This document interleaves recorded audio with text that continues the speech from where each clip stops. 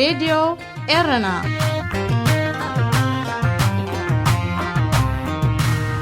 سلام كبرات تخاتلت راديو إيرنا نايلوم علت 17 مسكرم فنونا نزغرتا اب تاريخ حزب ኤርትራ ጸላም ዕለት ኮይና ተመዝጊባ ዘላ መስከረም 18 ዝምልከት ክኸውን እዩ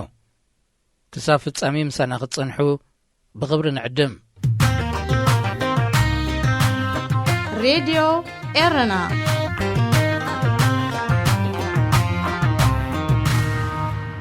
ኣብ ሊብያ ኣብ ማእከላይ ባሕሪ ጃልባ ብምጥሓላ ብውሕዱ 24 ሓተት ዕቕባ ከም ዝጠሓሉ ተገሊጹ ኣሜሪካ ኣብ ሶማሊ ተካይዶ ዘላ ናይ ሰብ ኣልቦ ነፈርቲ መጥቃዕቲ ኣብ ኬንያውን ክትቅጽሎ ፍቓድ ምሕታታ ተገሊጹ ኣብ ዩጋንዳ ኣብ መንጎ ዜጋታትን ስደተኛታት ደቡብ ሱዳንን ብዝተጓሃረ ግጭት ብውሕዱ 10 ሰባት ተቐቲሎም ኣርእስታት ዜና ክትከታተሉ ጸኒሕኩም ክቡራት ሰማዕትና ዝርዝራት ይቕጽል ካብ ገማግም ሊብያ ዝተበገሰት ናይ ጎማ ጃልባ ኣብ ማእከላይ ባሕሪ ብምጥሓላ ዛጊት ተረኺቡ ብዘሎ ሓበሬታ ናይ 24 ሰባት ህይወት ከም ዝጠፍአ ወኪል ኣህጉራዊ ማሕበር ስደተኛታት ካብ ጠራብሎስ ኣፍሊጡ መንነት ናይቶም ዝጠሓሉ ሓተት ዕቕባ ዛጊት ኣይተነጸረን ብሰሉስ 15 መስከረም ሓተት ዕቕባ ዝጸዓና 3 ናይ ጎማ ጀላቡ ካብ ገማግም ሊብያ ድሕሪ መበጋሰን እዩ ርሑቕ ከይተጓዓዛ ናይ መጥሓል ሓደጋን ጸላልይወን ኣብተን ክልተ ዝነበሩ ዋሳት 45 ሰባት ብሓለዋ ገማግም ባሕሪ ሊብያ ክድሕኑ እንከለዉ ኣብታ ሳልሰይቲ ዝነበሩ ግና ዳርጋ ብሙሎም እዮም ጥሒሎም ዝበዝሓ ሃገራት ዓለም ብሰንኪ ለበዳ ኮሮና ቫይረስ ዶባተን ዓጼን ኣብ ዘለዋሉ ወቕቲ ኣብ ሊብያ ኣብ መዝርዕያታት ተታሒዞም ዝጽንሑ ኤርትራውያን ዝርከቦም ኣማይት ስደተኛታት ናብ ሊብያ ንምእታው ብማእከላይ ባሕሪ ይሰግሩ ኣለዉ ኣብ ዝሓለፈ ቅንያት እትቕበሎም ሃገር ዝሰኣኑ ሓተት ዕቕባ ኣብ ባሕሪ ንሰሙናት ኣብ ስንፍላል ድሕሪ ምጽንሖም ናብ ኢጣልያ ከም ዝኣተዉ ይፍለጥ ኣሜሪካ ኣሸባብ ንምህዳን ናብ ሶማሊ ተካይዶ ዘላ ናይ ሰብ ኣልቦ ነፈርቲ ወይ ድሮን መጥቃዕቲ ኣብ ኬንያውን ክትቅጽሎ ፍቓድ ተሓትት ከም ዘላ ኒውዮርክ ታይምስ ኣፍሊጡ እቲ ማዕከን ዜና ን4 ሰበስልጣን ብምጥቃስ ኣብ ዘቕረቦ ሓበሬታ እቲ ብእዚ ሰራዊት ኣሜሪካ ኣብ ኣፍሪቃ ዝቐረበ መደብ ናይ ጸሓፊ ምክልኻልን ፕሬዚደንትን ደገፍ ጥራይ ይጽበ ከም ዘሎ ረጋጊጹ ኣሜሪካ ኣብዚ ዓመት እዚ ጥራይ ኣሸባብ ንምህዳን ኣብ ሶማል ልዕሊ 10 ግዜ ናይ ነፈርትን ሰብ ኣልቦ ነፈርቲ ወይ ድሮን መጥቃዕቲ ካይዳላ ኣሸባብ ብወገንቲ ምስ ሶማል ዘዳው ከባቢታት ኬንያውን መጥቃዕቲ ይፍኑ ብምህላው ኣሜሪካ ክሳብ መሬት ኬንያ ብምእታው መጥቃዕትታታ ንምቕጻልያ ተሓትት ዘላ መንግስቲ ኬንያ ነዚ ኣብ ውሽጢ ልውላዊ ግዝኣቱ ዝካየድ ናይ ኣሜሪካ መጥቃዕቲ ደገፉ ክህብ ድዩ ክቃወም ዛጊት ዝተፈልጠ ነገር የለን ኣሜሪካ ኣብ ሶማሊ ተካይዶ ዘላ ደብዳብ ነፈርትን ሰብ ኣልቦ በረርትን ካብ ወሽመጥ ዓደን ጅቡትን ኢትዮጵያን እናተበገሰት ምዃና ዝተፈላለዩ ወታደራውያን ምንጭታት የመልክቱ ኣብ ዩጋንዳ ኣብ መንጎ ዜጋታት ተሃገርን ካብ ደቡብ ሱዳን ዝመጹ ስደተኛታትን ብዝተጓሃረ ግጭት ብውሕዱ 10 ሰባት ከም ዝቐትሉ ላዕለዋይ ኮሚሽን ስደተኛታት ሕቡራት ሃገራት ገሊጹ እቲ ኣብ ዞባ ሚዲኦ ኮሎ ዝተኻየደ ግጭት መንነቶም ዘይተነጸረ ስደተኛታት ደቡብ ሱዳን ኣብ ልዕሊ ሓደ ዩጋንዳዊ ጓሳ መጥቃዕቲ ድሕሪ ምፍጻሞም ከም ዝተጓሃረ እዩ ተመልኪቱ ዩጋንዳውያን ነበርቲ ሓንቲ ቁሸት ተወዲቦም ድሕሪ ዘካየድዎ መጥቃዕቲ ሓደ ህፃን መሰድዩ ዝርከቦም 10ታት ክቕተሉ እንከለዉ 10ታት ካልኦት ድማ ኣቑሲሎም ብርክት ዝበለ ኣጓዱን መጽለሊ ስደተኛታት እውን ኣቃጺሎም ኣብቲ ከባቢ ኣብ መንጎ ስደተኛታት ደቡብ ሱዳንን ዜጋታትን ዝኾኑ ነበርቲ ተፈጢሩ ዘሎ ምትፍናን ንምህዳእ መንግስቲ ዩጋንዳ ተወሰኽቲ ሓይልታት ጸጥታን ሰራዊትን ኣዋፊሩ ይርከብ ኣብ ዩጋንዳ ኣሳት 1 ሚልዮን ስደተኛታት ደቡብ ሱዳን ከም ዘለው ጸብጻባት ሕቡራት ሃገራት የነጽር ዜና ኣብዚ ይፍጸም ጋዜጣታት ብሕቲ ሕጊ ሃገርን ሕጊ ፕረስን ብምጽራረምን ብሕጊ ንኽሰርሓ ንዝተዋህበን ተደጋጋሚ መዘኻኸርን ዕድልን ብምንጻገን ካብ ሎሚ 18 መስከረም 2001 ጀሚረን ንጊዜኡ ደው ንኽብላ መንግስቲ ኤርትራ ወሲኑ ኣሎ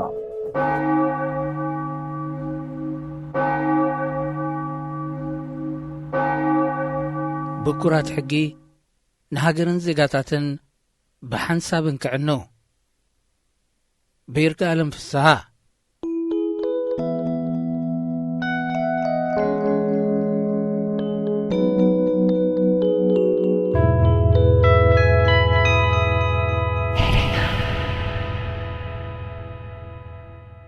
እታ ህዝቢ ሙሉእ ብዝተፈላለየ መልክዕ ሃጊራ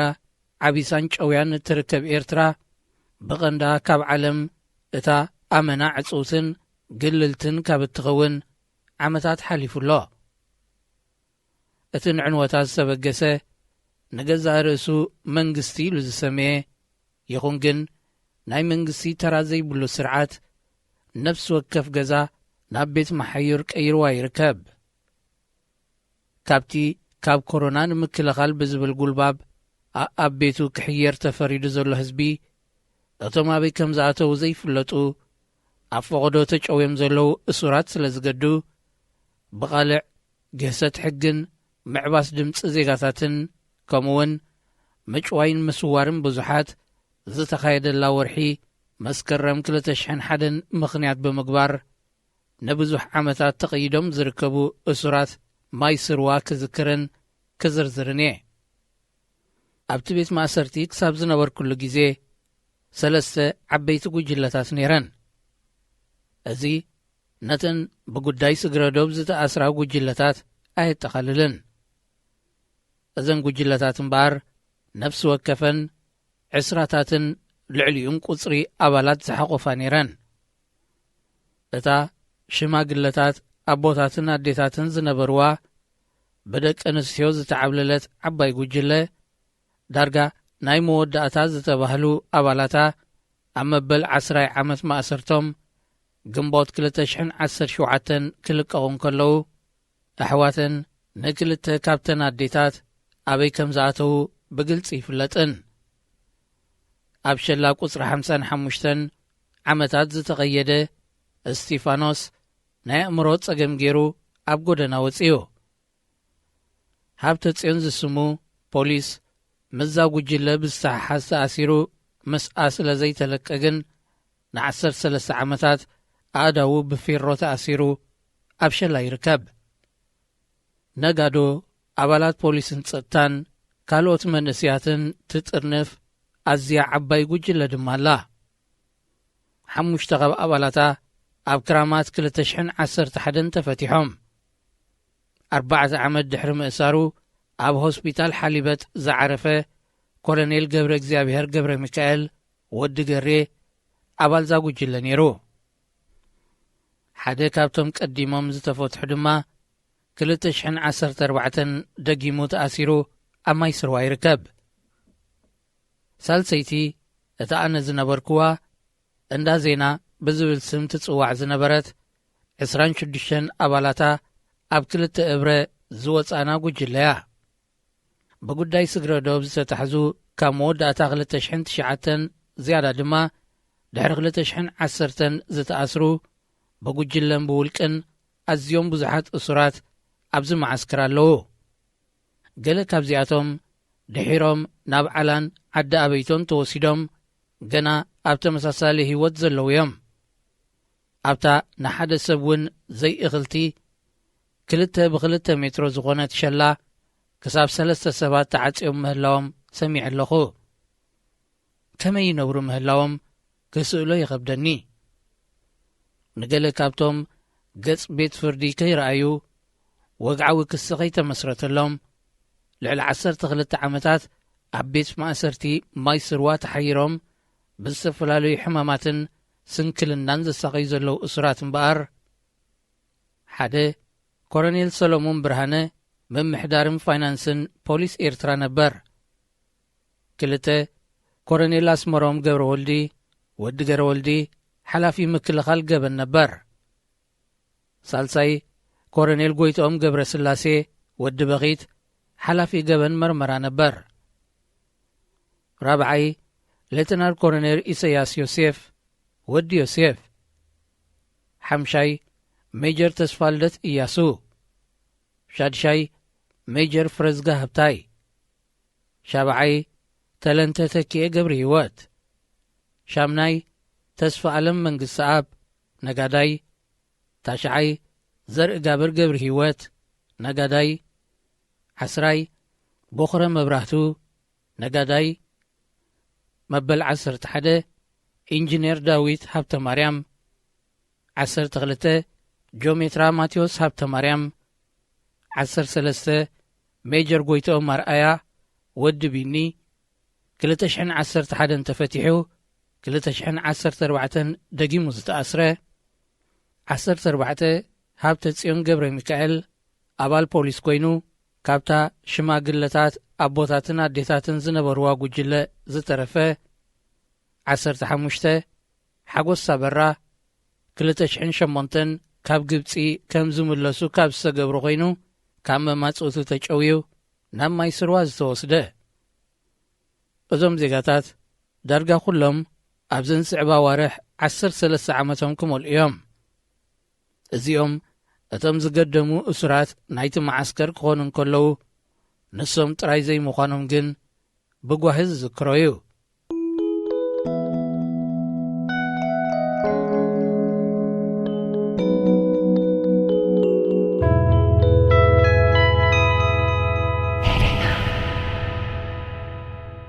ናብታ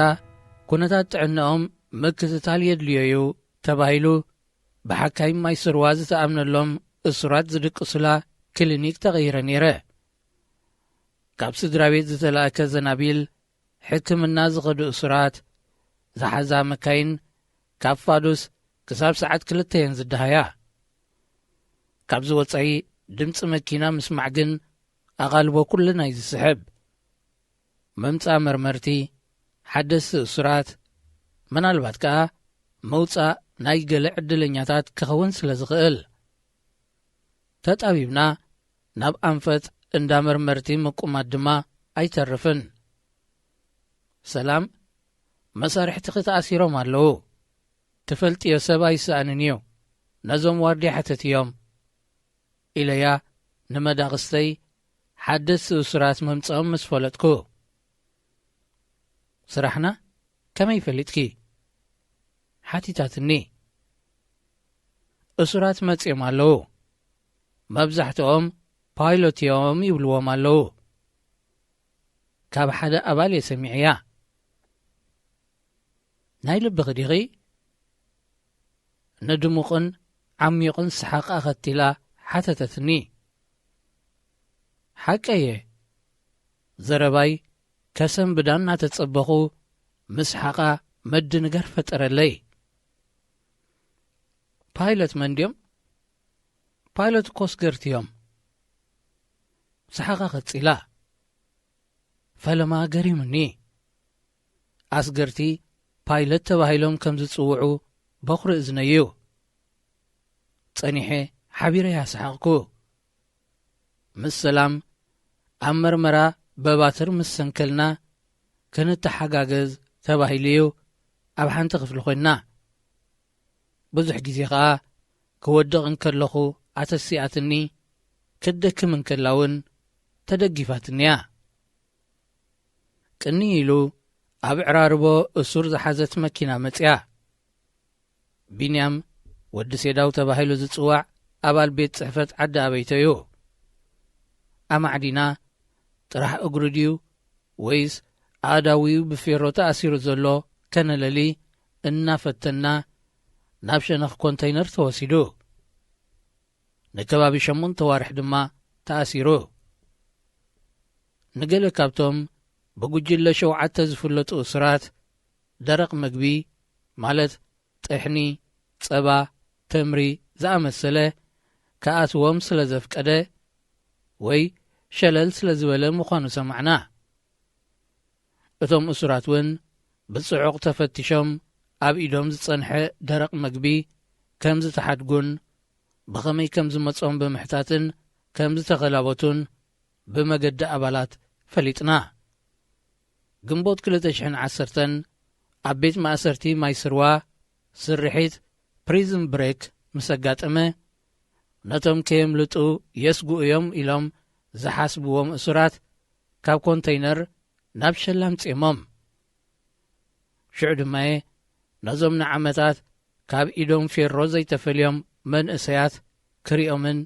ክፈልጦምን ዝኽኣልኩ 2007 ኣብ ኣስመራ ዓብላል ርእስቲ ምስ ዝነበረ ፈተነ ቕስለት ኮሎኔል ስምዖን ገብረ ድንግል ብዝተሓሓዝ ናብዚ ቤት ማእሰርቲ ምስ ተወስዱ ክሳብ ሕጂ ኣብኡ ኣለዉ ኣብቲ ዝተኣስሩሉ ግዜ ካብ መፋርቕ 20ታት ክሳብ ፈለማ 30ታት ዕድመ ከም ዝነበሮም እግምት። እዞም 7 መንእሰያት ንእስ ጉጅለ ናይታ ኣቐዲማ ዝተጠቕሰት ነጋዶን ኣባላት ፖሊስን ጸጥታን ዝርከብዋ ዓባይ ጉጅለ እሱራት ማይ ስርዋ ዘቑሙ እዮም። 1 ሰሎሞን ዘርኣይ፣ 2 ተኽለ ይስሓቕ፣ 3 ጸጋይ ሰራሕተኛ ባንክ ነበር፣ 4 ሕሩይ ኣባል ፖሊስ ነበር፣ 5 ኣስገዶም ገብረ ሚካኤል ዓዲ ንፋስ፣ 6 ተስፋ ዓለም ኣውቲሳ ሜጀር ጀነራል ውጭ ነበር፣ 7 ተስፋ ዓለም ኣውቲሳ ብርጌደር ጀነራል ቀያሕታይ ነበር። ኣብ ሸላታት ማይ ስርዋ ኣእዳዎም ብፌሮ ተኣሲረን ሓንቲ መዓልቲ ከይተፈትሓ 13 ዓመታት ኣቝፂሮም ኣለዉ። እቲ ኣብ ዙርያ ሸላታት ብዝተዃነየ መንደቕ ዝተተኽለ ቀጽሪ 2 ኣፍ ደገታት እዩ ዘለዎ። ንደቡብ ብእተውፅእ ኣፍ ደገ ዓይኒ ምድሪ፣ ንሰሜን ብእተውፅእ ኣፍ ደገ ድማ ሕክምና ይርከብ። ሸላይ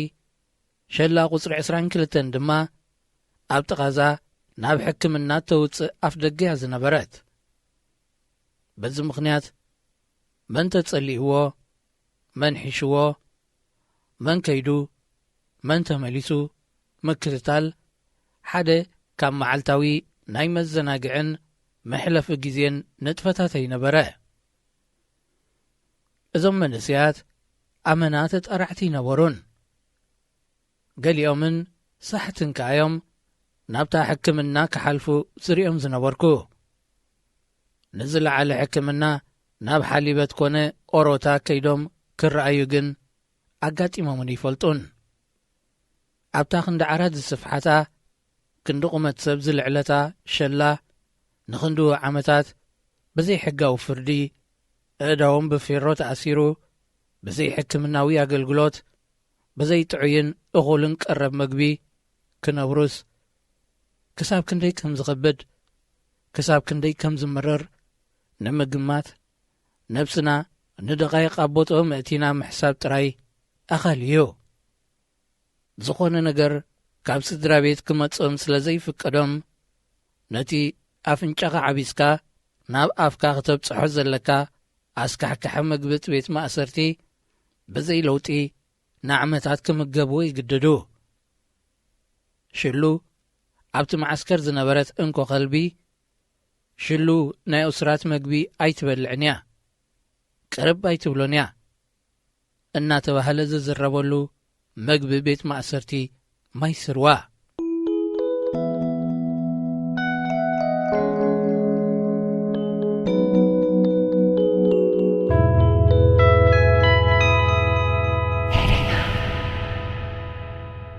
ሕጊ ንሃገር ዓንዳ ነስድራ ቤት ጸግዓ ነዜጋ ድማ ዋሕሱ እዩ እሞ ብኩራት ሕጊ ንኹሉ ይዘዕኑ። ክንዲ ዝኾነ እዞም እሱራት ዝሕልፍዎ ዘለዉ ህይወት ጥራይ ዘይኮነ ደቆም፣ ኣሕዋቶም፣ መጻምቶም፣ ወለዶም፣ ቤተሰቦም፣ ቀረብቶም ንስሙድ ኣይተኣስሩን ይበሃሉ እምበር ብናብራ ብሸቕላን ጓህን ኣብ ዝባኖም ዝወርድ መግረፍቲ ኣብ ልቦም ዝህሉ ስምብራት እውን ኣካል ናይቲ ኣብ ዜጋታት ኤርትራ ዝወርድ ዘሎ ከቢድ ዓመፅ እዩ። ኩሉ ግዜ ኣብ ርእሰይ ዝመላለስ ሕቶ እዞም ሰባት ኣብ ሕጊ ምስ ዝቐርቡ ጉዳዮም ምስ ዝምርመር ክትንከፍ ዝኽእል በዓል ግዜ ወይ በዓል ስልጣን መን ይኸውን? መን ምእንቲ ኸይቃላዕዩ እዞም ሰባት ኣብ ሕጊ ክቐርቡ ዘይተደልየ ዝብል እዩ። ይርጋለም ፍስሓ ሬድዮ ኤረና ናጻ ድምፂ ኤርትራውያን። ህዝቢ ኤርትራ ዳርጋ ን3 ዓመታት ዝተማየጠሉ ኮንስቲቱሽን ቅዋም ከተግብሮ ኣብ ዝቀራረበሉ ዝነበረ እዋን እዚ ውግእ ስለ ዝመጾ ተቋሪጹሎ እንተ አዝናይ ዓቃብ ሰላም ሰራዊት ከአቱ ኺሉ ግን حسابنا ክንገብር ኣለና ህዝቢ እንታይ ዝደሊ ዘሎ ይመስለኒ ቋምና በመሰረት ቋምና ዘድሊ መቀረራባት ጌርና ሓደ ቋማው መንግስቲ ቋማው ባይቶ ህዝቢ ዝመርጾ ባይቶ ቀልጢፍና ክንገብር ኣለና ነዛ ሓድሽ መድረኽ ዝገጥም ኩሉ አድላይ ነገራት ክንገብር ኣለና ዝብል ዘሎ ኮይኑ ይስማዓኒ ህዝቢ ንርእስና ካብቲ ዘገድሰና ስለ ዝኾነ ናይ ፖለቲካው ብዙሕነት ናይ ዝተፈላለዩ አራእያታት ተጻዋርነት ኩሉ ስለ ዘለዎ እዚ መድረኽ እዚ ናብኡ ዝመርሓና ክኸውን ኣለዎ ስለዚ ኤርትራውያን ሃገራውያን በሃገራዊ አተሐሳስባን ፕሮግራማትን ዝኸዱ ዝዋስኡሉ መድረኽ ክኽፈት ኣለዎ እዚ ለብዋ ናይ ህዝቢ ኮይኑ ይስማዓኒ ናይ 10 ዓመታት ናይ ውሽጣዊ ኩነታትና ብግቡእ ተገምጊሙ ነታ ቋማዊት መንግስቲ ትመጽእ ድሕሪ ሕጂ ካብ ህዝቢ ተመሪጻ ትመጽእ መንግስቲ ንዓኣ ሓደ ጽቡቕ ነገር ምእንቲ ኸነውርሳ እዚ 10 ዓመት ተገምጊሙ ጽቡቕን አሉታውን መዳያቱ ተፈሊጡ ነቲ ጽቡቕ መዳያት ክንኩስኩስ ነቲ አሉታው መዳያት ድማ ክንአሊ ክንክእል ኣለና ከምዚ ዝኣመሰለ ዓብይ ጉዳያት ዝጽበየና ዘሎ ይመስለኒ እዚ ድማ ናይ መንግስቲ ስራሕ ጥራይ ኣይኮነን ናይ ሙሉእ ህዝቢ ስራሕ እዩ ስለዚ ሕሳብና ክንገብር ኣለና ኣብዛ ዓለም እዚ ንበይንና ተነጺልና ክንነብር ስለ ዘይንኽእል ዓለም ከመይ ትኸይድ ንዓለም ከነሐጉስ ኢልና ጥራይ ዘይኮነ ንዓና ዝጠቕመና ነገራት ዓለም ከኣትደልዮ ነገራት እንታይ ፈሊጥና ኣዛኒቕና ክንከይድ ዘለና ምዃንና ዝተማሃርና ይመስለኒ እዚ ሕጂ ኸልዕለልኩም ፀናሕኩ ብዛዕባ ናይ ኮንስቲቱሽን ንዓና ብቐንዱ ስለ ዘድልየና ኣካይዳና ገምጊምና ኸነጽፍፍ ስለ ዘለና ብመሰረቱ እውን ዴሞክራሲያዊት ኤርትራ ንምህናት ዘለና ድልየት ዘገድዶ ስለ ዝኾነ ኢና ንገብር ምርጫታትና ንዓለም እውን ሓደ ኣገዳሲ መልእኽቲ እዩ ምኽንያቱ ዓለም ሎሚ ጥዒትን ዘይጥዒትን ዴሞክራሲያዊትን ዘይዴሞክራሲያዊትን ንዓና ትውርዝ የልና እያ قواماو منغستي يبلان إرترا تبليا نحن إرتراويان كومو سلزبولو منعم كون حقوسي الناس يكوننا بقدمو ناتنا قداي ناتنا ورايت سلزخونه نزي توسنه غزي اخنا داناغيو سلزي بلنا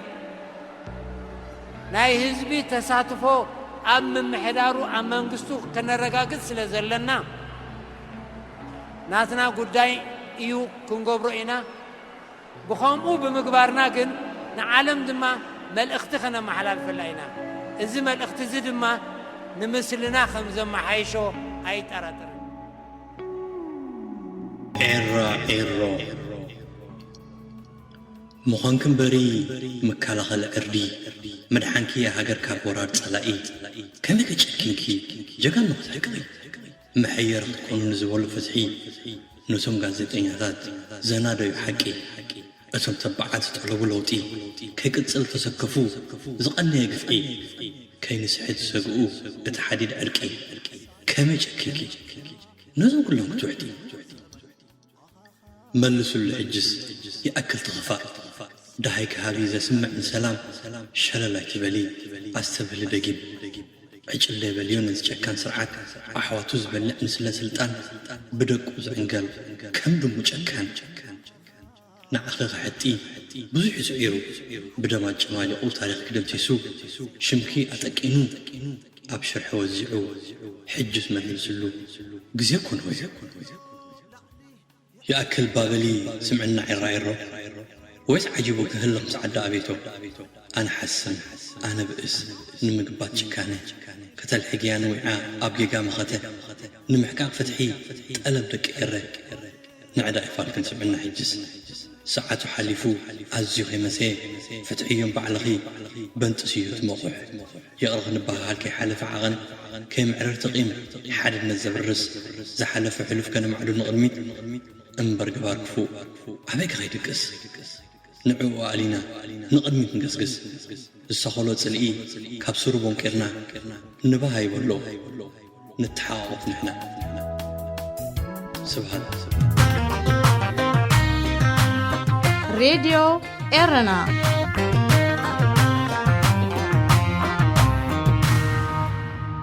كبرات سمعتنا قصيلو زغرب تحسنا قل كفال نايتي قلوع ملغتي ناب كلهم عبالات هقدف بزبلا رسي عبقازيت أستيت 4 عمد قصر 43 سولس 5 سنة كل تشحن حدن زوات أخوانيو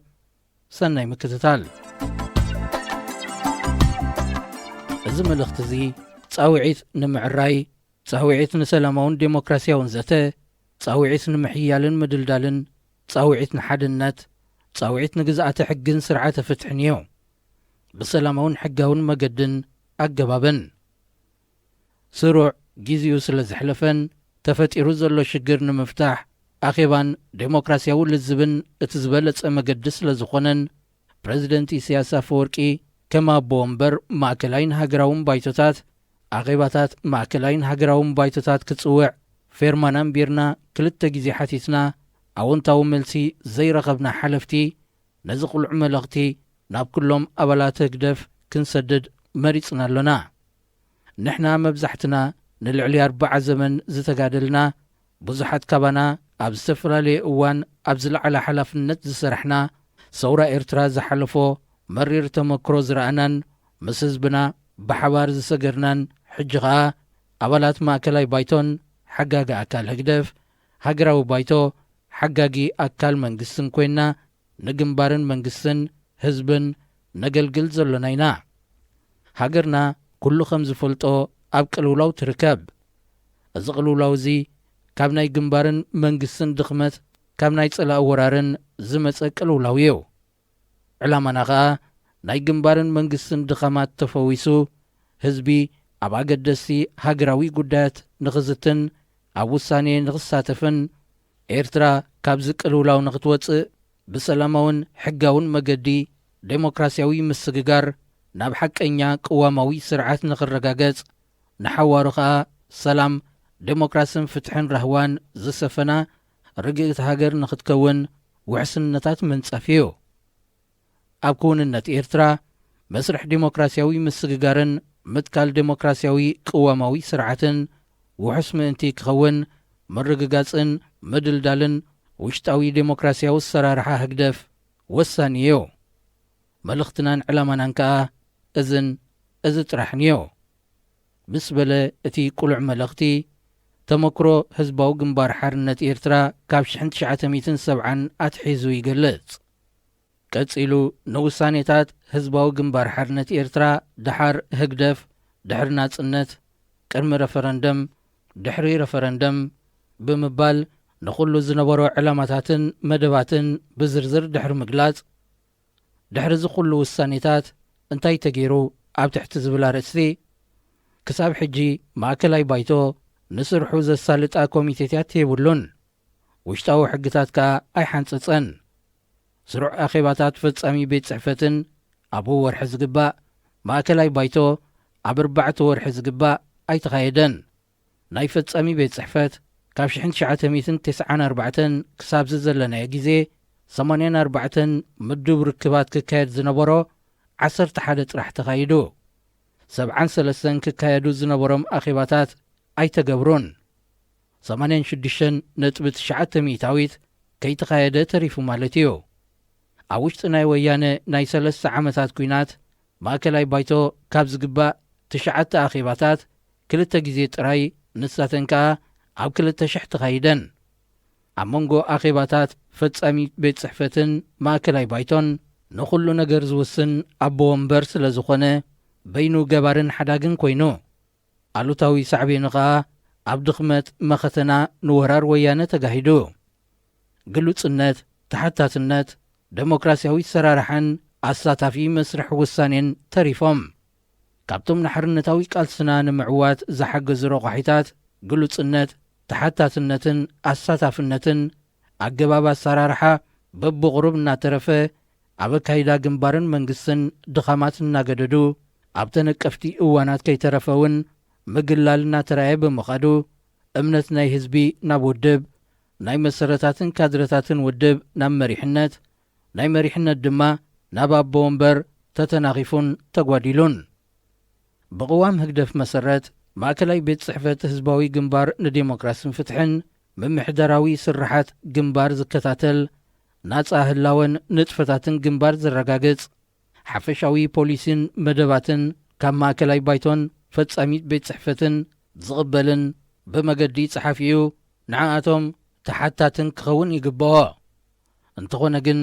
ካብ ምምሕደራዊ ስራሓት ሓሊፉ ኣብ መንግስታዊ ስራሓት ኢሉ ብምእታውን ሓጋግን ፈጻምን ኣካላት ዘይወሰኖም ንትካላትን ትካላዊ ሰራርሓታትን ግንባርን መንግስትን ኣዳኺሙ ኣብ መወዳእታ ድማ ሓጋግን ፈጻምን ኣካላት ዘይወሰንዎን ዘይፈልጥዎን ሓደገኛ ጎስጓስ ንምክያድ ንሓድነትን ግንባርን ህዝብን ከምኡ ኸዓ ንድሕነት ሃገር ተፈታቲኑ ምክፋእን ምንሻውን እንተዘይኮይኑ ሃናጺ ነቐፌታን ርእሰ ነቐፌታን ኮነ ኣብ ጭቡጥ መደባትን መለክዒታትን ተመርኪስካ ኣብ እዋኑ ወግዓውን ኣፍራይን ገምጋምን ስለ ዘይግበር ወይ ስለ ዘይዝውተር ጉድለታት ክውገዱ ኣወንታዊ መዳያት ድማ ክሕይሉ ይትኽኣለን ሓልዮት ስለ ዝጐደለ ምንሓፍ ናይ እንታይ ገደሰኒ ስምዒታት እናሰዕረረ ኸይዱ ምዃም ቁጠባዊ ትካላት ግደፍ ዘኹርዕ ዕላማታት እኳ እንተነበሮ ግሉጽ ተሓታትን ሕጋውን ኣገባብ ስለ ዘይተኸተለ ንጹር ፖሊስን ጽፉፍ ምሕደራን ስለ ዘይሓዘ ምስ መንግስቲ ብዙሕ ምድብላቕ ስለ ዝገበረ ነግዳዊ ክፋል ብጥዑይ ውድድር ክንዲ ዝተባብዐን መሻርኽቲ ዝኾናን መተሃላለኽትን ጸላእትን ሕማቕ ኣብነትን ስለ ዝኾናን ብመሰረት ውሳኔ ማእከላይ ባይቶ ብቦርድ ትራስ ማለት ሕድሪ ክመሓደራ እኳ እንተተወሰነ እቲ ዝቖመ ቦርድ ስለ ዘይሰርሐ ጸብጻባትን ናብ ኣኼባታትን ማእከላይ ባይቶ ቀሪቡ ስለ ዘይፈለጥ ብናይ ሕሳብ ክኢላታት ዝተረጋገጸን መዛግብቲ ስለ ዘይቀረበን ብኡ መሰረት እውን ንመንግስቲ ኣታዊ ዝኸውን ግብሪ ስለ ዘይከፈላን ዝትዓመ ጽቡቕ ነገር የለን እኳ እንተዘይተባህለ ኣብ ህዝብን ኣባላት ውድብን እምነተን ኣጥፊአን ጉባኤ ድሕሪ 2 ዓመት ኣብ መጀመርያ 1996 እንተጸገመ ኸዓ ብ6 ተዋርሕ ጥራይ ክነዋሕ ተወሲኑ ኸብቅዕ ክሳብ ሕጂ ዘይምግባሩ ምኽንያ ኣይኮነን ማእከላይ ባይቶ ነዚ ብምግንዛብ ኣብ ታሽዓይ ኣኼብኡ ጉባኤ ኣብ መጋቢት 2001 ክግበር ወሲኑ ኸብቅዕ ክሳብ ሕጂ ኣቐዲሞም ክግበሩ ዝነበሮም ዕማማት ማለት ገምጋማት ስለ ዘይተፈጸሙ እቲ ዕንቅፋት ሩኡይ ኮይኑሎ እቲ ቕልዑ ደብዳቤ ንመንግስቲ ዝምልከት ኣብ ትሕቲ ዝብል ኣርእስቱ ዝነበሮ ዕላማታትን መደባትን ብዝርዝር ይቕርብ ቀጺሉ ብመሰረት ዝሓለፉ ውሳኔታት ከ እንታይ ተገይሩ ናብ ዝብል ኣርእስቲ ይሰገር ብዙሕ ጽቡቕ ነገራት ተገይሩ እኳ እንተኾነ ብዙሕ ዘይሕጋውን ዘይቅዋማውን ማለት መሰጋገሪ ቅዋም ግንባርን መንግስትን ነይርናዩ ኣሰራርሓን ኣካይዳን ስለ ዝተፈጸመ እቶም ጽቡቕ ውፅኢታት ዝጸበቑ ክኾኑ እቶም ዘጋጠሙ ጸገማትን ሽግራትን ከዓ ፈጺሞም ምተወገዱ ወይ ምተቓለሉን ምተነከዩን ነይሮም ናይ ቅድሚ ናጽነት ስራሓት ኣብ ኩሉ መዳያት ዕዉታት ዝኾኑ ሓበራዊ ካይዳን ሓላፍነትን ከምኡ ኸዓ ዝሰፍሐ ተሳታፍነትን ጽቡቕ ድፊኢትን ስለ ዝነበረዩ ድሕሪ ናጽነት ግን ብማእዝንካ ምጥፋእ ይገለጽ እምበር እቲ ቅድም ዝዕወተ ረቑሒታት እናተዳኸመ ይከይዱ ፕሬዚደንት መሳርሕቲ ስኢኑ ዝብል ፕሮፓጋንዳ መተካእታ ሓበራዊ ስራሕን ሓላፍነትን ኮይኑ ዝፍለጥን ዝተመልከተን ዴሞክራስያውን ኣሳታፍን ትካላዊ ሰራርሓታት ተረጥሪጡ ምትእምማንን ምትሕጋዝን ጽቡቕ ድሌትን ተባሕጊጉ ምትሕትታትን ጉድለታት ምፍዋስን ተሪፉ ጽቡቕ ልምድታት ህዝባዊ ግንባር ከተማዕብል ምፍታን ይትረፍ ነቲ ዝነበረ ምዕቃቡን ኣይተኻእለን ኣብ ልዕሊ መንግስትን ህዝባዊ ግንባርን ዝነበረ ናይ ህዝቢ እምነትን ኣኽብሮትን በብቕሩብ ናብ ምጥርጣርን ፍርሕን እናተቐየረ መጽዩ ንብዙሕ ምኽንያታት መሰጋገሪ መንግስቲ ዕድሚኡ ካብ 4 ዓመት ክሓልፍ እኳ እንተዘይነበሮ ዛጊት 8 ዓመት ገይሩሎ ንቕዋማዊ ስራሓት ዘድልዩ ኩሎም ምድላዋት ከምኒ ምጽዳቕን ምትግባርን ሕጊ ፖለቲካዊ ሰልፍታትን ሕጊ ምርጫን ሙቓም ኮሚሽን ምርጫ ምትዕርራይ ህልዊ ሕጋጋት ብመንጽር ቅዋም ምጽዳቕ ሃገራዊ ውዕላት ኣብ ሓጋጊ ኣካል ኮሚቴታት ሙቓምን ውሽጣዊ መምርሒ ምሕንጻጽን ምልምማድን ኣብ ፍርዳዊ ኣካል ምግምጋም ፍርዳዊ ትካላት ሙቓም ላዕለዋይ ቤት ፍርድን ምስራዝ ፍሉይ ቤት ፍርድን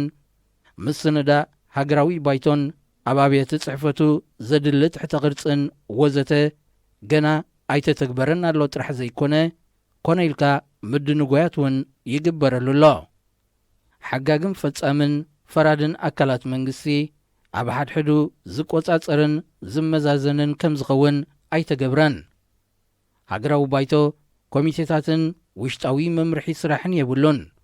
ኣብ 6 ዋርሕ ስሩዕ ጊዜኡ ኣይእከብን ብዘይካ ኣብ ናይ ረብዓይ ኣኼብኡ ዘጽደቖ ቀዳማይ ካቢኔ ሚኒስትራት ምቅያራት ናይ ካቢኔ ሚኒስትራት ክግበር እንከሎን ኣዋጃትን ኣህጉራዊ ውዕላትን ኣጽዲቑ ኣይፈልጥን ሓደ ካብቲ ቀንዲ ንፈጻሚ ኣካል መቆጻጸሪ ዝኾነ ሃገራዊ ባጀት እውን ኣጽዲቑ ይፈልጥን ብቐንዱ ኸኣ መንግስቲ ኤርትራ ባጀታዊ ሕጊ ስለ ዘይብሉ ብዘይ ቀይዲ ባጀት ክጓዓዝ ጸኒሑን ኣሎን ካቢኔ ሚኒስትራት ኣብ ወርሒ ይእከብን ካብ ዝግባእ 84 ኣኼባታት ካብ 20 ዘይበዝሕ ጥራሕ ተኣኪቡ ትግባሪ ናይ ፖሊሲታት ውሳኔታት ሕግታትን መደባትን ስራሓት መንግስትን ዝተፈላለየ ኣካላቱን ዝከታተሉን ዝግምግሙን ኣገባብ የብሉን ንሓገዝን ልቓሕን ዝምልከቱ ጉዳያት ኣይወሰነን ናይ ሓይልታት ምክልኻልን ጸጥታን ኤርትራ ፖሊስታትን መጠንን ኣይተወሰነን ንሃገራዊ ድሕነት ድማ ዝተዋሃደ መደብን ክትትልን ኣይገበረን ፕሬዚደንት ስሩዕ ኣኼባታት ሃገራዊ ባይቶን ካቢኔ ሚኒስትራትን ኣይጸውዐን ርጉእ ዝኾነ መንግስታዊ ትካላት ከይህነጽ ብፍላይ ኣብቶም ተኣፈፍቲ ዝኾኑ ሚኒስትርታት ምክልኻልን ጉዳያት ወፃእን ብዙሕ ምትእትታዋት ገይሩ ብዳግመ ስርርዕ ብዝቐረበ እማመ መሰረት ሚኒስትርታት ክውደባ እንከለዋ ኣብ ናቱ ቤት ጽሕፈት ምስ ተበጽሐ ግን ከየተግበሮ ተሪፉ ብዘይ ምኽንያትን ብዘይ ምጽዳቕ ሃገራዊ ባይቶን ሚኒስትራት ይቕይር የደስክልን የውርድን ኣብ ውሽጢ 10 ዓመታት ድሕሪ ናጽነት ኣብ ምክልኻል 4 ኣብ ጉዳያት ወጻኢ 5 ኣብ ፋይናንስ 6 ሚኒስትራት ተቐያይሮም ከም ላዕለዋይ ኣዛዚ ሰራዊት ንሚኒስትሪ ምክልኻል ክውጅህ ስልጣን እኳ እንተለዎ ዝተፈላለዩ ኣካላት ሚኒስትሪ ንዕኡ ብቐጥታ ተሓተቲ ክኾኑ ኣብ ደቂቕ ምሕደራ ኣትዩ ብናይ ግንባር ሓለፍቲ ኢድ ምትእትታው መንግስታዊ ትካላት ትካላዊ ሰራርሕአን ከም ዘህስስ ገይሩን ኣብ መንጎ ቤት ጽሕፈትን ግንባርን መንግስትን ዘየድሊ ምትፍናን ፈጢሩን ምጥርናፋትን ዘይምትእማንን ዘንግስ ህዋሁት ተባቢዑ ብኹሉ ካይዱን ጠባያትን ድማ እምነት ብዙሓት ኣባላት ውድብን ህዝብን ኣጥፍዩ ዘይሕጋውን ዘይቅዋማውን ስጉምቲ ብምውሳድ ንኮሚቴ ምንዳፍ ሕጊ ፖለቲካዊ ሰልፍታት ስራሕ መንዚዑ ንድፍታት ሕጊ ምርጫን ሕጊ ፖለቲካዊ ሰልፍታትን ብናቱ ውልቃዊ ድሌት ካብ ሕጊ ወጻኢ ብዝኾነ መገዲ ናብ ህዝቢ ከም ዝወርድን ግዜ ከም ዝወስድን ገይሩ ካልእ ውሳኔታት ማእከላይን ሃገራውን ባይቶታት እውን ጥሒሱሎ ብሰንኪ ድኻም ሓገግትን ፈጸምትን ኣካላት ከም ድላዩ ወላ ካብ ሕጊ ወጻኢ ክኸይድ ከም ዝኽእል ስለ ዝኣመነ ውህብ ገይሩ ስለ ዝወሰዶን ከኣ ኣብ መወዳእታ እዞም ኣካላት ብግቡእ ከም ዝሰርሑ ጌርካ ድኻም ናይቲ ስርዓት ንምእራም ብቕንዕና ኣብ ዝተበገስሉ ንልዝብን ዴሞክራስያዊ ክትዕን ሕጋዊ ኣኼባታት ኣብዩ ይርከብ ፍርዳዊ ኣካል ሰብኣውን ትካላውን ዓቕሚ ይሓፅሮ እኳ እንተኾነ ነቲ ሕፅረት ኣብ ክንዲ ምምላእ መቐናቐንቲ ዝኾነ ፍሉይ ቤት ፍርዲ ማለት ንፕረዚደንት ተፀዋዒ ዝኾነ ስለ ዝተፈጥረን ብዘይፍቓድን ኣፍልጦን ኣብያተ ፍርዲ ሰባት ንዓመታት ይእሰሩ ስለ ዘለውን ናጽነት ፍርዳዊ ኣካልን ግዝኣተ ሕግን ይገሃስ ኣሎ። ንሃገራዊ ድሕነት ዝምልከት ትካላዊ ሰራርሓ ብዘይምንባሩ ህዝቢ ኤርትራ ግዳይ ናይ ሃንደበታት ኮይኑ ኣብ ኩናት ምስ ኢትዮጵያ ወያነ ዝለዓለ ዕላምኡ ከይወቕዐ ኣይትረፍ ዳ እምበር መሬትና ገቢቱ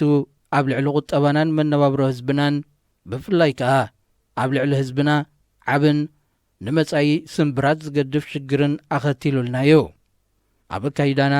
ክንእረምን ክንመሓየሽን ዝግብኦ መሰረታዊ ድኻማት ድማ ኣግሂዱልናዮ።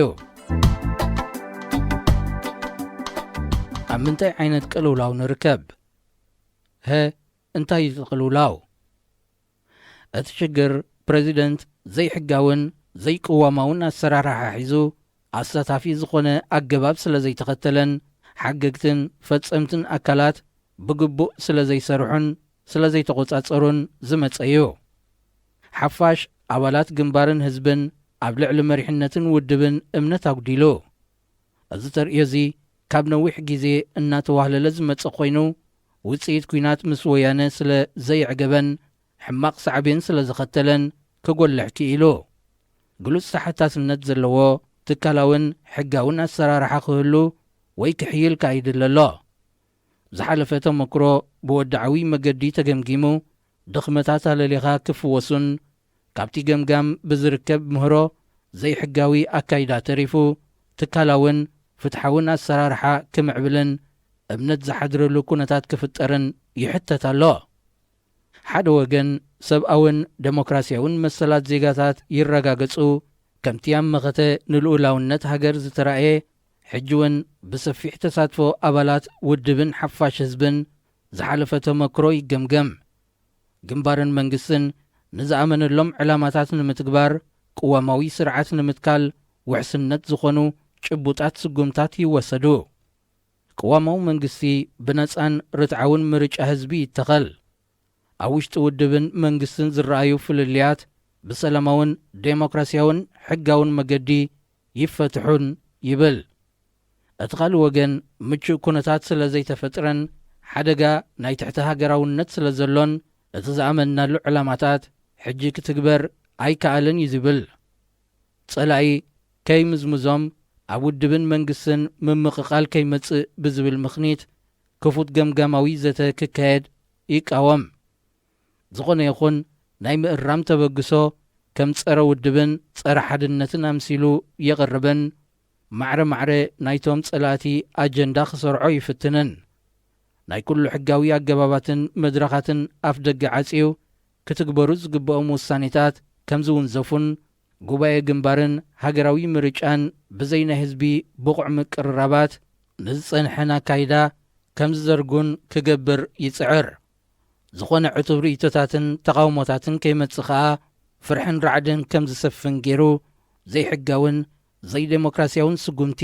ክውሰድ ዝደሊ ወገን እዩ። ህዝቢ ድሕሪ ናጽነት ሰላምን ምምሕያሽን መነባብሮን ይጽበ ነይሩ። እንተኾነ ግን ኣብ ሓርነታዊ ቃልሲ ዝተኸፍሉ መስዋዕትን ዝወረዶ ኣደራዕን ከይኣኽሎ ዘይተጸበዮ ኩናት ወያነ ምስ መጾ ብዝለዓለ ደረጃ ከቲቱን ተወፍዩን ከብቅዕ ዝኸበደ መስዋዕትን ኣሰቃቒ ምምዝባልን ወሪድዎ ይርከብ። ናይ ጸላኢ ሓደጋ ክሳብ ዘሎ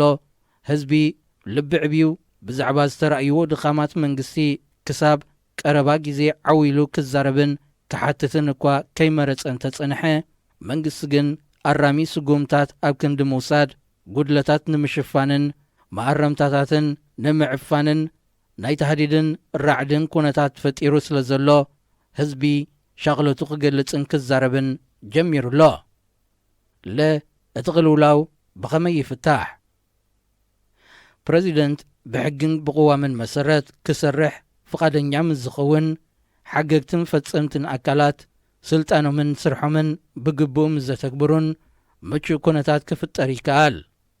ኣብ ኣባላት ግንባርን ሓፋሽ ህዝብን እምነት ብምንባርን መሰል ተሳታፍነት ብምኽባርን ኣባላት ውድብን ሓፋሽ ህዝብን ንኹሎም ኣገደስቲ ሃገራዊ ጉዳያት ብኽፉት ንኽመያየጠሎም ዴሞክራስያዊ ናይ ክትዕ መድረኻት ምስ ዝኽፈቱ ሓገግቲ ኣካላት ግንባርን መንግስትን ምድብን ህጹጽን ኣኼባታቶም ምስ ዘካይዱ ናይ 7 ዓመታት ተመክሮ ውድብን መንግስትን ብኽፉትን ሰፊሕ ሱታፍየ ብዘለዎምን መድረኻት ክግምገሙን ካብኣቶም ዝውሰዱ ተመክሮታት ንመጻኢ መድረኽ ብግቡእ ክንጥቀመሎም ምስ ንኽእል ሕጊ ፖለቲካዊ ሰልፍታት ጸዲቑ ሙቓም ሰልፍታት ከም ዝፍቀድን ሰላማዊ ውድድር ምስ ዝተባብዐን ምርጫ 4ይ ጉባኤ ውድብ ሓራን ርትዓዊ ምስ ዝኸውንን መጻኢ ዕድል ውድብ ከም ፖለቲካዊ ሰልፊ ብመሰረት ሕጊ ፖለቲካዊ ሰልፍታት ክምስረት ክኸይድ እምበር ካብኡ ወጻኢ ክህሉ ስለ ዘይግባእ ኣብ 4ይ ጉባኤ ምስ ዝውሰን ሃገራዊ ምርጫ ሓራን ርትዓውን ከም ዝኸውን ምስ ዝረጋገጽን ንምቅራባቱ ዘድልዩ ስጉምታት ምጽዳቕ ሕግታትን ምርጫን ፖለቲካዊ ሰልፍታትን ምምራጽ ኮሚሽን ምርጫን ቀልጢፎም ምስ ዝውሰዱን ሰብኣውን ናይ ርእይቶን መሰላት ንምኽባርን ፖለቲካዊ ክትዕ ንምትብባዕ ናጽነትን ዘይሻራውነትን ማዕከናት ዜና ምስ ዝረጋገጽ ሲቪላዊ ማሕበራት ሕብረተሰባት ክቖማን ክነጥፋን ምስ ዝተባባዕ ፍሉይ ቤት ፍርዲ ምስ ዝፈርስን ብዘይፍቓድ ቤት ፍርዲ ንነዊሕ ግዜ ዝተኣስሩ ናብ ፍርዲ ምስ ዝቐርቡ ናጽነት ፈራዳ ኣካል ውሑስ ምስ ዝኸውን ኣብ መንጎ ዝተፈላለዩ ከባቢታትን ክፍልታትን ሕብረተሰብ ኤርትራ ንዘሎ ዘይምዕሩይ መነባብሮ ጸቢብ ዕድላት ስራሕን ትምህርትን ንምፍታሕ ንጹርን ግሉጽን ፖሊስታት ንምውጻእ ኣሳታፊ ኣገባብ ምስ ዝተሓዙ ስለምንታይ እዚ መግለጺ ዝን ኣብዚ እዋን ዝን ብኹሉ ሕጋዊ መንገድታት ኣብ ሓጋጊ ኣካላት ንምፍትሑ ተጻዒሩ ስለ ዝተዓንቀፈ ፕሬዚደንት ኣኼባታት ሓገግቲ ኣካላት ኣብዩ ርእይቶታቱ ብዘይሕጋዊ መገዲ ከም ድላዩ ይገልጽን ስጉምታት ይወስድን ስለ ዘሎን ኣባላት ውድብ ዘሎ ኩነታት ክግለጸሎምን ዝኾነ ይኹን ኣባል ውድብ ርእይቶታቱን ነቐፌታታቱን ከቕርብን ሕጋዊ መሰልን ስለ ዝኾነ እዩ ናይ ግንባርን መንግስትን ኣካይዳ ብፍላይ ኣብ ናይ ወያነ ኩናትን ሳዕቤናቱን እናተበላሸወን ዘየተኣማምን እናኾነን ምስ ከደ ኣሳታፊ ኣገባብ ዳግም ኣተኣታቲኻ ንዝጸንሐ ድኽመታት ኣወጊድካ ኣንጻር ወያነ ዝቐንዐ ኩሉ መደያዊ መኸተ ንምሕያል ኣብ ናይ 28-29 ወርሒ 1-2000 ዓመተ ምህረት ሻምናይ ኣኼባ ማእከላይ ባይቶ ስሩዕ ኣኼባታት ሓገግቲ ኣባላት ኣብ ጊዜኦም ስለምንታይ ዘይተገብሩን ብድሕሪ ሕጂ ኸኣ ክግበሩ ከም ዘለዎምን ዝሓትት ዕቱብ ጠለብ ንፕረዚደንት ቀሪቡሉ ፕረዚደንት ግን ኣይጥዕምን ነይሩ ብዝብል ዘይቅቡል ምኽኒት ነጺግዎ ጥራሕ ዘይኮነ ድሕሪ ሕጂ እውን ንዕኡ ዘይጥዕም እንተመሲልዎ ከም ዘይእክብ ብብድዕ መሊሱ ወያነ ሎሚ ጽባሕ ወራር ክኸፍት ይቀራረብ ስለ ዝነበረን እቲ ውሽጣዊ ሽግር ንፋስ መታን ከይኣትዎን ኣብ መበል 13 ኣኼባ ሃገራዊ ባይቶ ኣይተዘርበሉን ፕረዚደንት ግን ናይ ህልኽን ጸላኢ ክጥቀመሉ ዝኽእልን ዘይሕጋውን ጉጉይን ስጉምታት ምውሳድ ቀጺሉ ድሕሪ ሳልሳይ ወራር ኣብ ዝተኻየደ ናይ 31 ወርሒ 8 ዕለት 2 ወርሒ 9 2000 ታሽዓይ ኣኼባ ማእከላይ ባይቶን ብመጠኑ ኣብ ናይ 29 ወርሒ 9 ዕለት 2 ወርሒ 10 2000 ዓመተ ምህረትን መበል 13 ኣኼባ ሃገራዊ ባይቶን ኣብ ርእሲ ካልእ ነጥብታት ሓቀኛ ገምገማት ክግበሩ ኣብ ክንዲ ንድሕሪት ብዝያዳ ንቕድሚት ብምጥማት ድማ ጉባኤ ግንባር ዝግበረሉን ቅዋማዊ ስርዓት ዝትከለሉን ፍሉይ ደረት ግዜ ክግበር ንዕኡ ዘውሕሱ ክንጸፉ ዘለዎም ስጉምታት ክውሰዱ ክጽንዑ ዘለዎም ጉዳያት ክጽንዑ ወተሃደራውን ዲፕሎማስያውን መኸተ ክሕይሉ ስለ ዘለዎም ከዓ እትግምግምን ንመጻኢ ግዜ ንፕረዚደንት እትመክርን ወተሃደራዊ ኮሚቴ ክትቀወም ወሲኑ ኸብቅዕ እዚ ውሳኔታት እዚ ከይትግበር ዕንቅፋታት ይግበር ኣሎ ኣብ ጥሪ 2001 ፕረዚደንት ብመገዲ ማእከላይ ቤት ጽሕፈት ህግደፍ ንላዕለዎት ሓለፍቲ ብትሕቲ ሃገራውነትን ሃገራዊ ክሕደትን ዘወንጅል ናጻ ርእይቶታትን ወድዓዊ ገምጋማትን መታን ከይወሃብን ከይግበርን ንቑኑዓት ነቐፌታታት ኣጀንዳ ወያነ ንምዕዋት ከም ዝቐርቡን ኣብ ውሽጥና ሓምሻይ መስርዕ ከም ዘለውን ኣምሲልካ ስጉምታት ክውሰድ ምዃኑ ብምፍካር ኣሻቓሊ ኣጸላምን ግሁድን ሰሚናራት ከም ዝካየድ ገይሩ ኣብ ውድብን ህዝብን ድማ ስጋትን ሻቕሎትን ፈጢሩ ናይ ፕሬዚደንትን ኣባላት ማእከላይ ቤት ጽሕፈት ህግደፍን ዘይሕጋውን ዘይሃናጽን ኣተሓሕዛ ናይ ትሽግር ንምትፍናን ዝዕድም እኳ እንተነበረ መስርሕ ሰላም ገና ኣየተኣማምንን ብምንባሩ ኣብ ክንዲ ብምትህልላኽ ብሕጋውን ብዘተኣውን መገዲ ንምፍትሑን ስሩዕ ጊዜውን ኣኺሉን ሓሊፉን ስለ ዝኾነ ኣኼበኛታት ማእከላይን ሃገራውን ባይቶታት ከጽንዕ ዝጠልብ ተበግሶ ኣንቂልና ምስ ኣባላት ማእከላይ ባይቶ ክንመያየጥ ጀሚርና እዚ ተበግሶ እዚ ምስ ተሰምዐ ብዕለት 7 ወርሒ 3 2001 ማእከላይ ቤት ጽሕፈት ህግደፍ ኣኼባ ክጽዋዕ ዝጠልብ ጽሑፍ ከይቀርብ ዘፈራርሕ መልእኽቲ ናብ ኩሎም ኣባላት ባይቶ ሰዲዱ ብምንባሩ ግቡእ ዘይምዃኑ ናይ ትሽግር ኩነታት ዝገልጽን መልስና ንጽባሒቱ ናብ ኩሎም ኣባላት ማእከላይ ባይቶ ክንልእኽ ተገዲድና ፕሬዚደንት ብዕለት 12 ወርሒ 3 2001 በኣሉታ መሊሱ ኣኼባታት ማእከላይን ሃገራውን ባይቶታት ክጽውዕ እትጠልብ ብዕለት 20 ወርሒ 2 2001 መልእኽትና ዕለት 13 ወርሒ 3 2001 ምስ በጽሓቶ ፕሬዚደንት ዝሰደዶ ኣሉታዊ መልስን ንኻልኣይ ጊዜ ኣኼባ ክጽዋዕን ምኽንያቱን እትገልጽ መልእኽትናን ኣሉታዊ መልሱን ምዚ ተተሓሒዙ ቀሪቡሎ ንሕጋዊ ጠለብ ዘይሕጋዊ መልሲ ሽግር ብኣኼባን ብዴሞክራስያዊ ልዝብን ንምፍታሕ ዝተገብረ ጸውዒት ጸማም እዝኒ ሂብካ ብዘይሕጋውን ብዘይዴሞክራስያውን መገዲ ክትኩሶ ምፍታን እምበኣርከስ ናይ ግንባርን መንግስትን ጉጉይ ኣገባብ ኣሰራርሓ ንምእራምን ዴሞክራስያዊ ምስግጋር ናብ ቅዋማዊ ስርዓት ውሑስ ንምግባርን ዝተበገስናሉ ዕላማ ንምውቃዕ ዴሞክራስያውን ሕጋውን መገዲ ተኸቲልና ብደረጃ መሪሕነታት ንምፍትሑ እኳ እንተፀዓርና ፍረ የምፅአን ካልእ መገዲ ስለ ዘይብልና ዘይሕጋዊ ኣገባብ ክንክተል ስለ ዘይንደልን ኩሉ ኣባል ዘሎ ሽግርን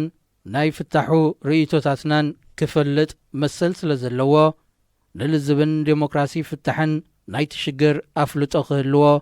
መሰሉን ግቡኡን ሓጋዝን ስለ ዝኾነ ሓላፍነትና ብግቡእ ብምፍጻም እንሆ ንኣባላት ውድብና ቁሉዕ መልእኽቲ ንሰድድ ከምቲ ኣብ ጉድለታት ኣሰራርሓና ብዝለዓለ ደረጃ ብእኩብ ተሓተቲ ዝኾንና ኣብ ምዕራይ እውን ዝለዓለ ሓላፍነት ክንስከምን ክንግደድን ይግባአና ብጉድለታት ኣገባብ ኣሰራርሓና ዝተበደለን ዝተወፅዐን እንተሎ ህዝቢ ጥራሕ ስለ ዝኾነ ምስ ኩሉ ኣባል ህግደፍ ሓፋሽ ህዝቢ ኤርትራን ኮይንና ተሓታትን ሓላፍነታውን ስርዓትን መንግስትን ብምህናፅ ክንክሕሶ ቆሪፅና ተላዒልና ኣሎና ካብ ፕሬዚደንት ትሒዝካ ንነፍሲ ወከፍ ኣባል ማእከላይን ሃገራውን ባይቶ ብውልቂ ዝሕትት ጉዳያት እንተሎ ቅድሚ ዘይሕጋዊ መጠንቀቕታታት ምስንዛር ኣብ ኣኼባታት እቲ ባይቶታት ብቑሉዕ ክሲ ክቐርብን ሕጋዊ ኮይኑ እንተተረኺቡ ብናጻ ፍርዳዊ ኣካል ሕጋዊ መስርዑ ክሕዝን ንኣምንን ንድግፍን ነፍሲ ወከፍ ኣባል ማእከላይን ሃገራውን ባይቶ ብኣፈጻጽማ ስርሑ ብኣተሓሕዛ ፋይናንሳዊ ሕሳባት ከም ህዝባዊ ሓላፊ ድማ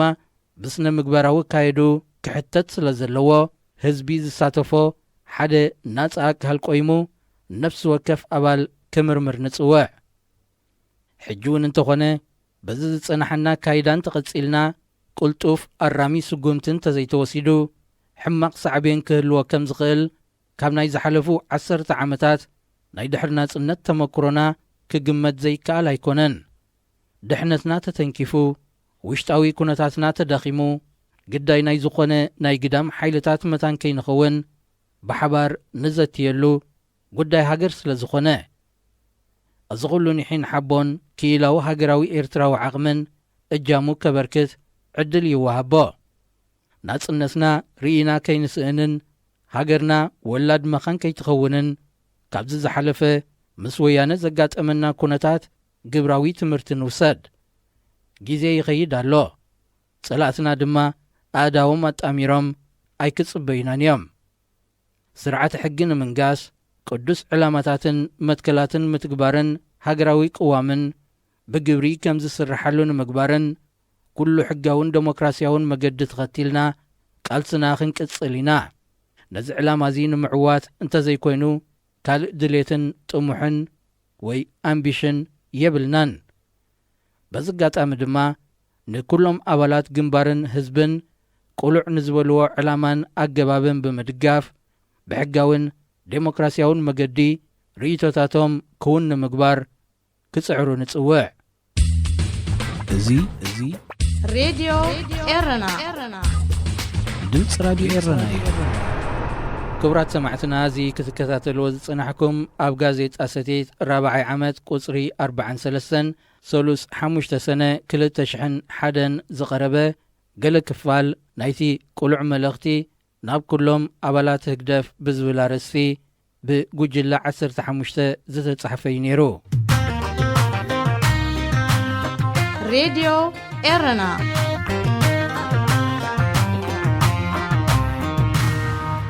ክቡራት ተኸታተልቲ ሬድዮ ኤረና ነዚ ሰዓት እዚ ዝተዳለወ ሓፈሻዊ ፈነወና ኣብዚ ተዛዚሙሎ ስለምክትታልኩም ነመስግን